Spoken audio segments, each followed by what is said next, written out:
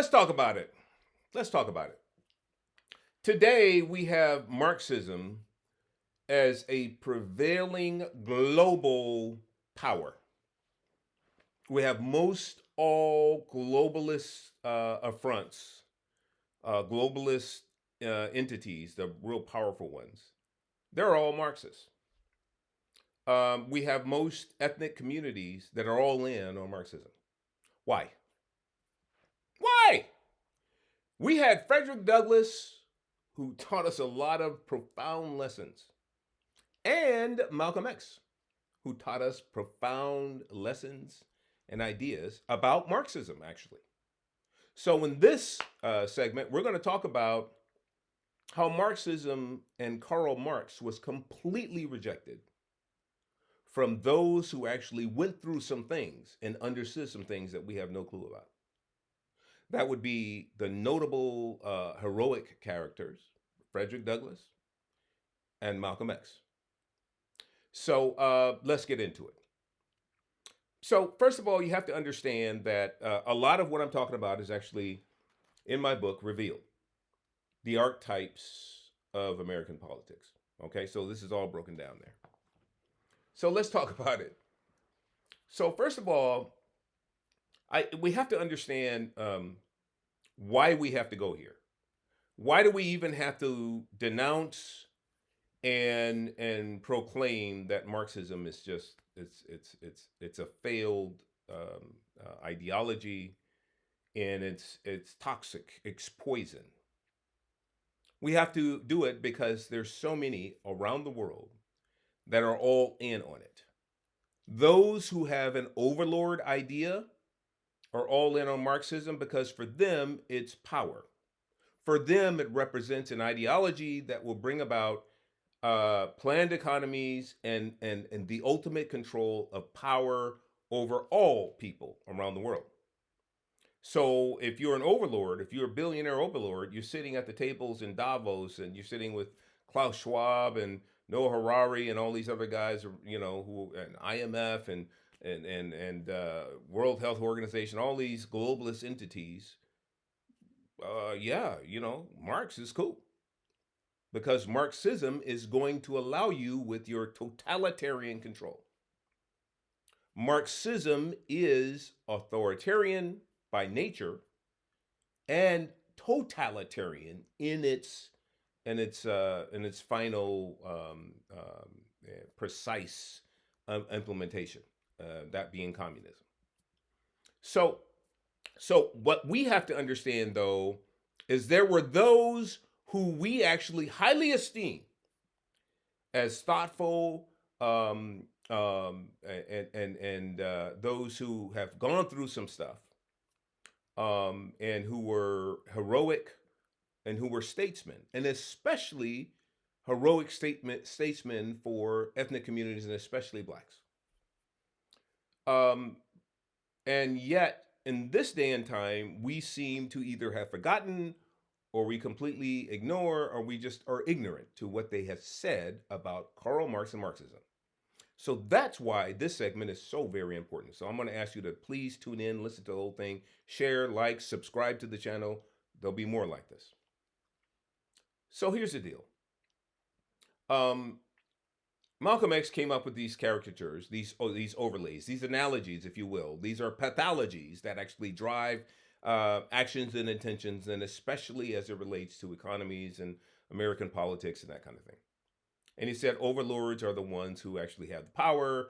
Overlords of a plantation, if you will, are the ones who actually own the plantation and they have the power to do whatever they want.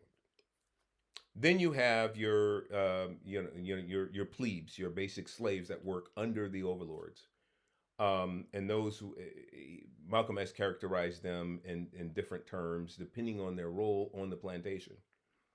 But for this segment, I want to focus in on the overlords of today, and their impact using Marx and Marxism as their engine for totalitarian control, because ultimately they would love to have pretty much the entire globe enslaved under their totalitarian economic philosophies. And so this this video is going to help set us up to not succumb to that kind of thinking. But the reality is that there's a lot of people today that fully embrace Marxism. They don't see any problem with it. And so let's go through it, but let's go through it based on the foundations that were given to us, based on those people that we deem to have, highly intellectual, to have been heroes and statesmen in American history, and that would be Frederick Douglass and then Malcolm X. So let's start with Frederick Douglass. Something about Frederick Douglass and Karl Marx they did have in common is they were born in the same year, 1818. But that's pretty much where all the similarities ended. Karl Marx was an avowed atheist. He hated the notion of God. And of course, Frederick Douglass, was an ordained minister. And he knew that any of his freedom and any of his capacities and abilities and skill sets to be able to orate and to be able to read and to do things that he did was all divinely provided to him by God. So we had two different, distinctly different people here. Karl Marx was never worked a day in his life. He pretty much was a grifter. He was a loathsome, evil, despicable man. His best friend Engels said, "Look, you rage like you have 10,000 demons in you." And people around him said that he was like a demon in the flesh. Frederick Douglass, of course, went through slavery and then ultimately escaped, became a statesman, had multiple jobs, including the Marshal Service. Was the first black vice, nominated for vice president of the United States. Worked for, he just many firsts as a black man, and it escapes me now because I read his autobiography many times, but I don't have those notes in front of me.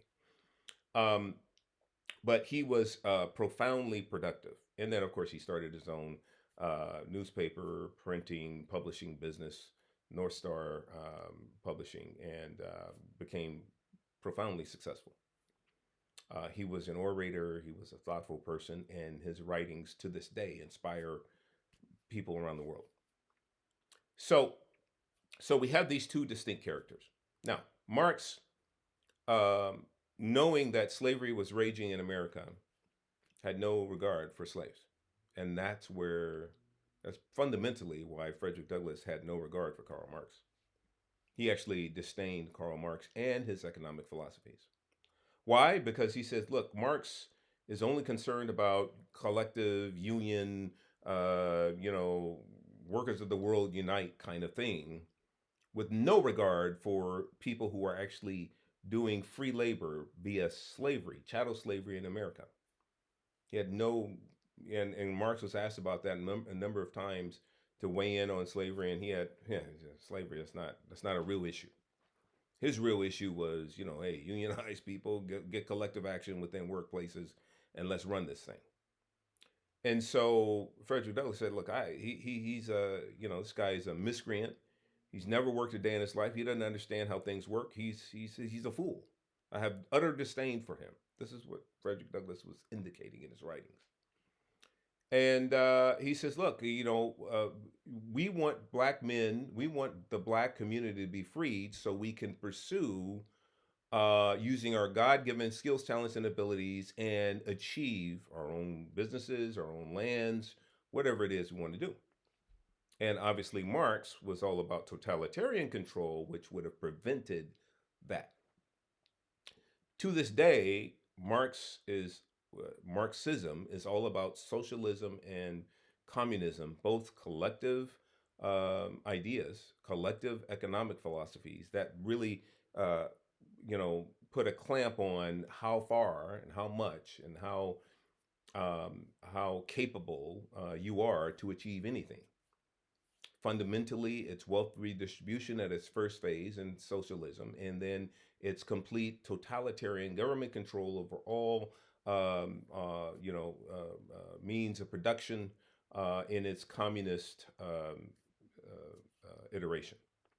So therefore, Frederick Douglass and Karl Marx were completely separate. They had nothing in common other than the year they were born.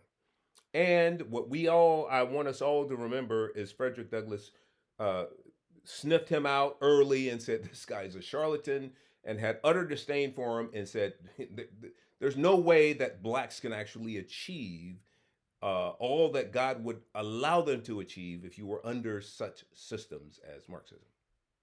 This was in the 1800s. This was known by Frederick Douglass. Now, Malcolm X comes around and in his 1950s and 60s became familiar with Marxism and all of that. And he says, look, blacks we can't be free under Marxism. We can't be free to pursue our religious freedoms and our economic freedoms and economic prosperity under Marxism. This is what Malcolm X said about Marxism. He said the black man has no need for Marxism because it doesn't allow for the ultimate freedom.